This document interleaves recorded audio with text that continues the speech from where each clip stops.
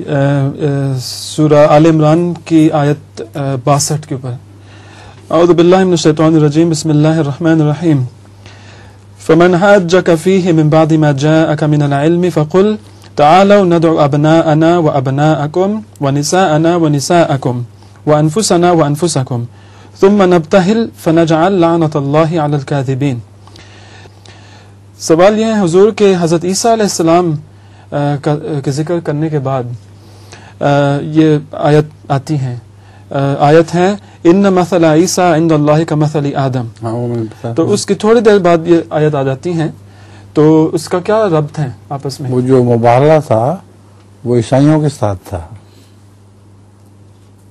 وہ حضرت عیسیٰ کو ماننے والے تھے نا خدا، اور انہی سے مباہلہ تھا کہ اگر تم سچے ہو تو پھر مباہلہ ہم سے کر لو، تم بھی اپنے مرد اور عورتیں بلا لو، ہم بھی بلا لیتے ہیں، اور ہم دعا کرتے ہیں جو جھوٹا ہو اللہ تعالیٰ کی لعنت اس پر پڑے.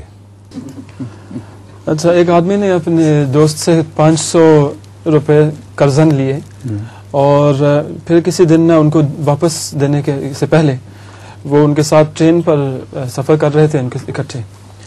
تو اچانک ہولڈ اپ ہو گیا. تو سب مسافروں سے درخواست کی گئی کہ جتنے پیسے آپ کے پاس ہیں نکال دو. جی. تو فوری طور پر اس نے نا جیب سے 500 روپے نکال کے ان کو دے دے کے تھے لو اپنے پیسے، ورنہ بعد میں بھی دینے پڑیں گے. ٹھیک ہے. جی. السلام علیکم حضور.